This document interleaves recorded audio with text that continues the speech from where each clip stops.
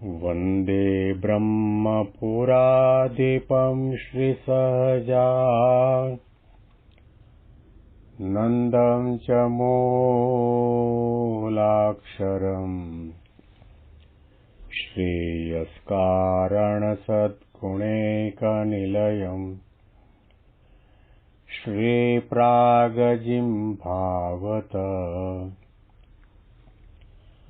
ब्रह्मोपासनधारकं गुरुहरिं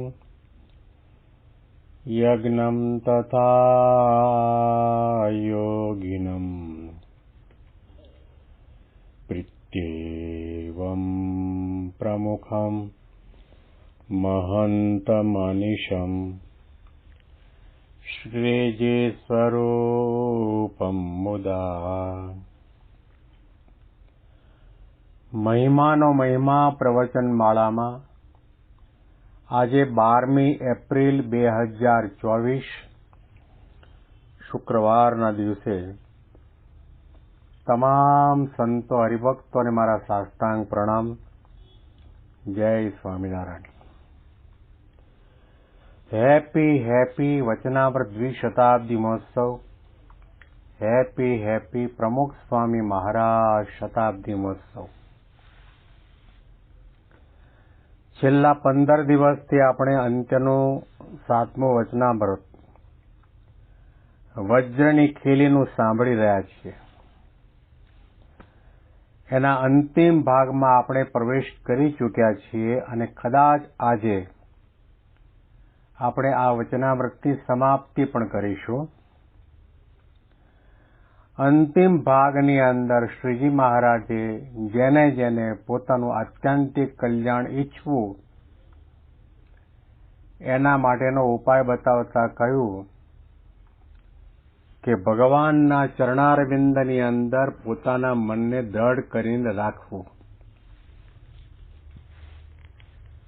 ભગવાનના ચરણારવિંદ એટલે અનાદિ અક્ષર બ્રહ્મ ગુણાતીત સંત. એની અંદર મન દ્રઢ કરીને રાખવું એટલે શું? એમના ચરણ કમળ પકડીને બેસી રહેવું, એમના લલાટમાં ચંદનની અર્ચા અને ચાંદલો કરવા,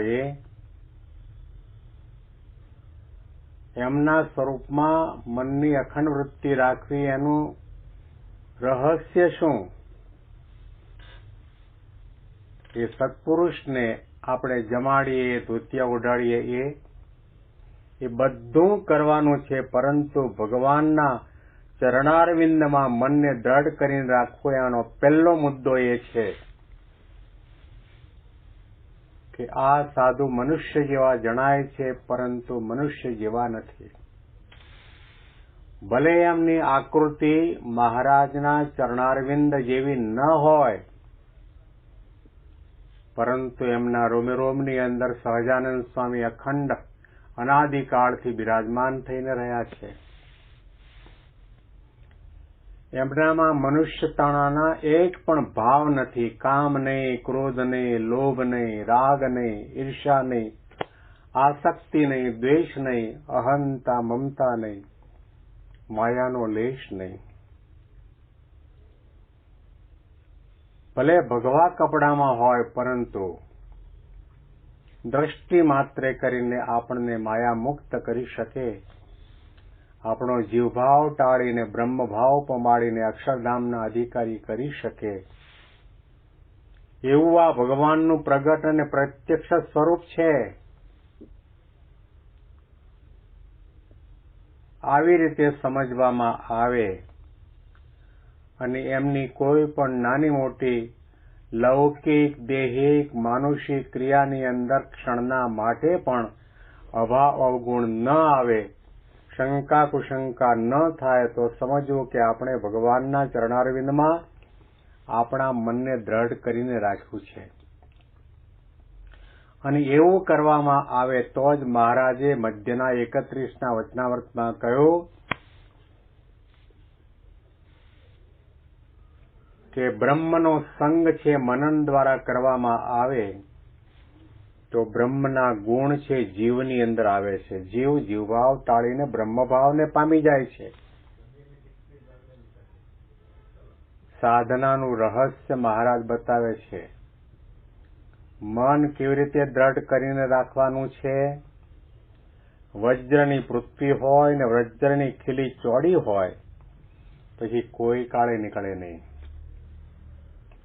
એમ જ્યારે એક વખત ગાંઠ વળાઈ ગઈ, એક વખત દ્રઢ થયું, એક વખત સમજણ આવી ગઈ, એક વખત મહિમા સમજાયો, યોગી બાપા અને પ્રમુખ સ્વામી મહારાજના વચનમાં વિશ્વાસ રાખીને આપણે માની લીધું કે વર્તમાન સમયમાં મહંત સ્વામી મહારાજ મોક્ષનું દ્વાર છે. એ સિક્કો મારે તો અક્ષરધામ સુધી આપણને કોઈ રોકી શકે નહીં.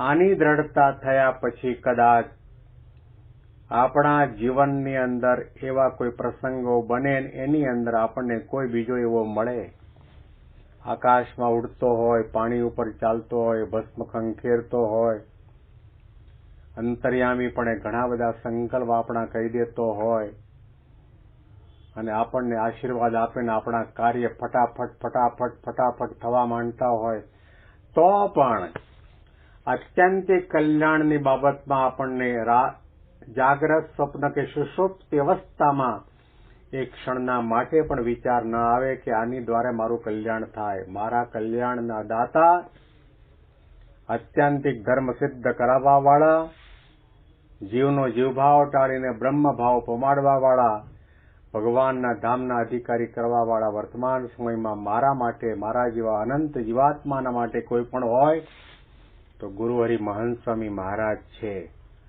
આ દ્રઢતા વજ્રની પૃથ્વી અને વજ્રની ખીલી ચોડી હોય, કોઈ રીતે ન નીકળે, એમાં ક્યારેય પણ ડગમગાટ ન થાય. અરે ભગવાન કે બ્રહ્મા જેવો કોઈ આપણને એ નિશ્ચયમાં ડગમગાટ કરાવવા માટે આવે તો પણ આપણા મનમાં તર્ક વિતર્ક ન જાગે. જેવી રીતે શ્રીજી મહારાજ વજીબાઈને નિશ્ચય ડગમગાટ કરાવવા માટે પોતે ખુદ પધાર્યા તો પણ એમણે મૂઢપણાનો નિશ્ચય કર્યો હતો કે ભગવાન એટલે સ્વામિનારાયણ, એના સિવાય બીજો કોઈ ભગવાન મારા માટે છે જ નહીં. પીપળે પગ અડાડી અને પ્રદક્ષિણા કરવામાં કૂવો આડો આવતો હતો, તે પીપળાને ખસેડ્યો.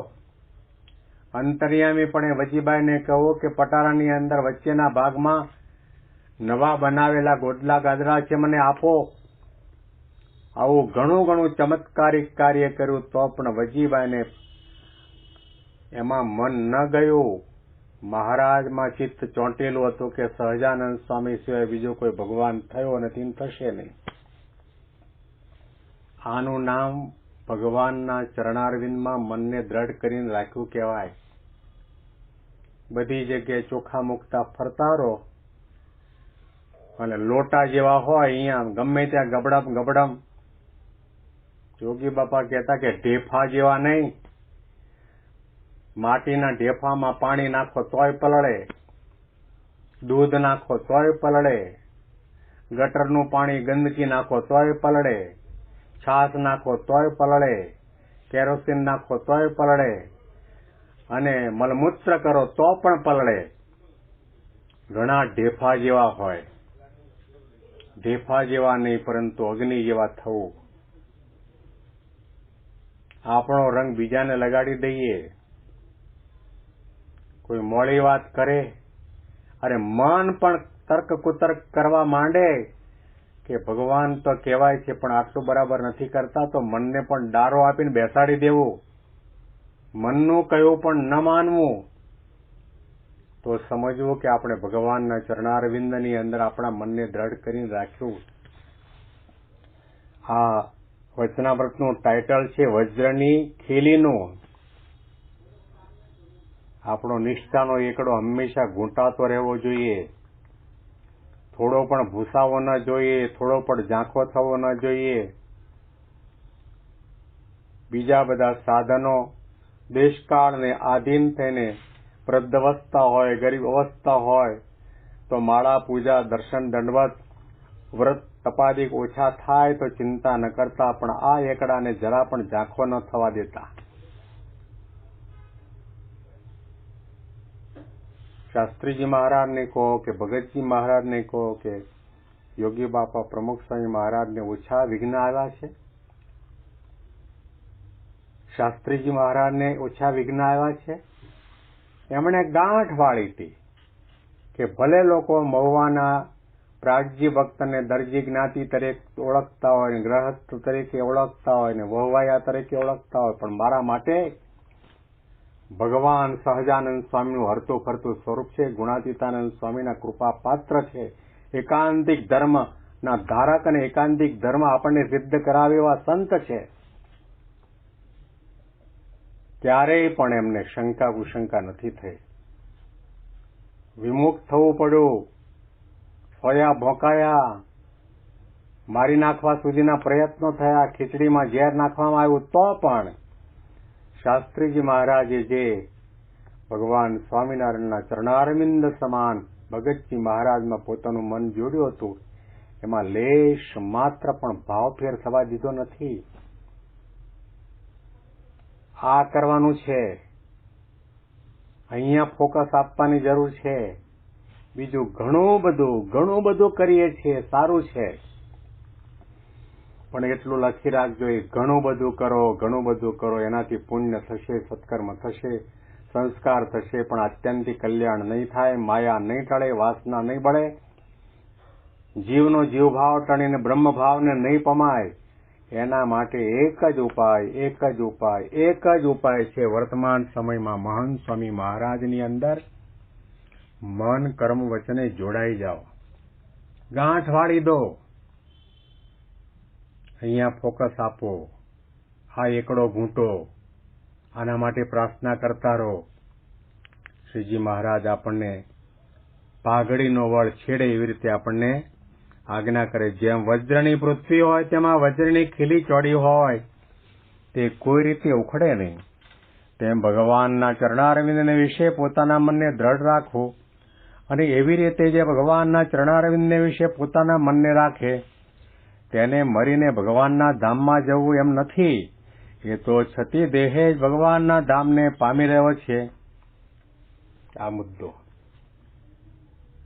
આવી પ્રતીતિ આપણને આવી છે કે મારે દેહ મૂકીને ભગવાનના ધામમાં જવાનું છે કે પછી શું છે, એવો વિચાર આવતો હોય તો સમજવું કે આપણને પ્રતીતિ નથી આવી.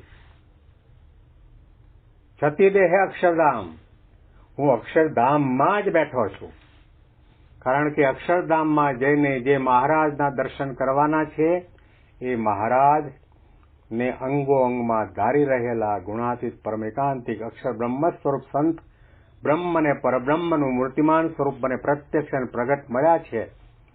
મારે હવે કંઈ કરવાનું બાકી રહ્યું નથી, કંઈ જોવાનું બાકી રાખ્યું નથી. હું પૂર્ણકામ થયો છું, ધન્ય થયો છું. ધન્યોસ્મિ પૂર્ણકામોસ્મિ, નિર્ભય, નિસંશય, નિષ્પાપી, સુખી, કારણ કે ભગવાન પ્રગટ મળ્યા છે. તો શ્રીજી મહારાજે કહ્યું કે એને ધામમાં દેહ મૂક્યા પછી ધામમાં જવાય એવું નથી, છતી દેહે જ અક્ષરધામને પામી રહ્યો છે. એમ વાર્તા કરીને જય સચ્ચિદાનંદ કહીને સર્વે સભાને ઉઠવાની આજ્ઞા કરી. ઇતિ વચનામૃતમ, એવી રીતે ગઢડા અંત્ય પ્રકારનું 7મું વચનામૃત જે તે સમાપ્ત થયું. અહીંયા આ વચનામૃતની આપણે સમાપ્તિ કરીએ છીએ. આવતીકાલે આગળના વચનામૃતનો પ્રારંભ કરીશું. તમામ સંતો હરિભક્તોને મારા સાષ્ટાંગ પ્રણામ. જય સ્વામિનારાયણ, જય સ્વામિનારાયણ.